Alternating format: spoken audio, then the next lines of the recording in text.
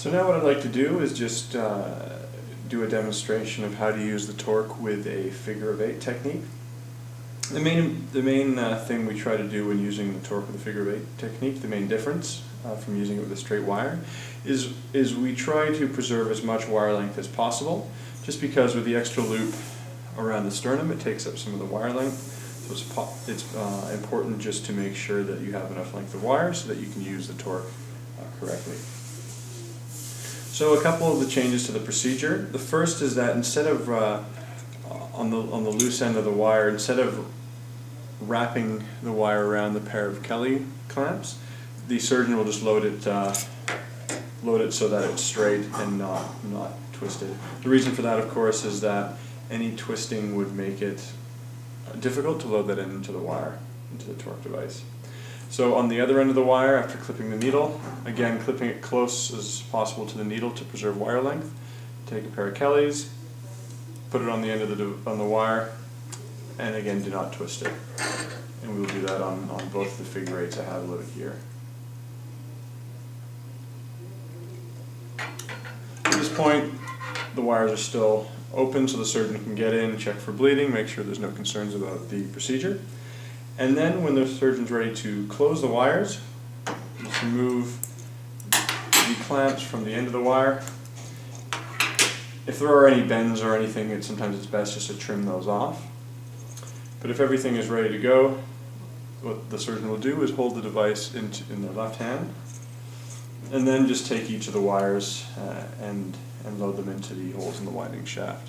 And so how they will do that is they'll load the first wire in, hold it with their left thumb just against the end of the torque device, and at this point they will not do any twisting of the handle. They will just leave the wire sitting there.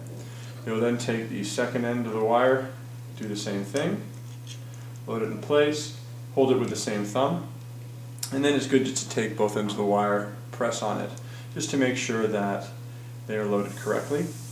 And then they will take the handle and give it one full twist, just ensuring that the wires tightly wrap around the shaft there. That just hangs off the side. And we'll just load another one. So we're on 2 devices here. So again, same procedure.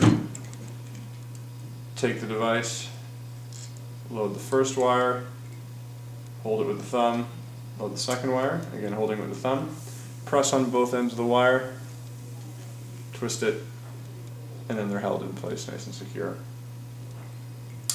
At this point, once all the wires have been correctly loaded, the surgeon will then it's time to get ready to tension the wires. So with the figure of 8, what they'll just want to do is make sure they lift the device up and away so that there's no twists. So here the wire is crossing over, just make sure it's open.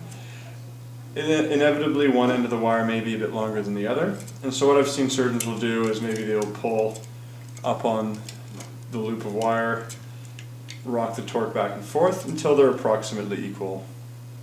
Then they will load the wires down to the slot as they would do normally, lift up, and then tighten the torque onto the sternum.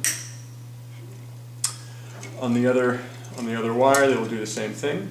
And now on this figure of 8, I've done it where the wires cross on the top of the sternum. So again, we'll just check that everything is equal. Again, you can pull on the loop here if you need to even them up. Bring it down around.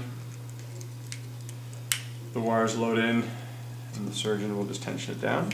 So the only difference here when the wires cross on top is that this slot, which normally will point up or down the sternum, will actually be pointed slightly to an angle. And the reason for that is that the wires here are not moving across the sternum, they're moving at an angle.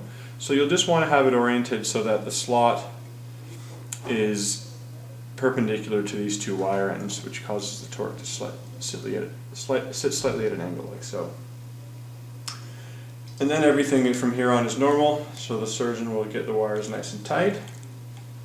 The benefit here being with a figure of 8 is that it's easier to really pull this second loop of wire tighter because the torque is better able to overcome the friction of that second loop around the wire. And then they will grab the top of the device, give it a twist, and then it will cut. And again, the same thing with the second device.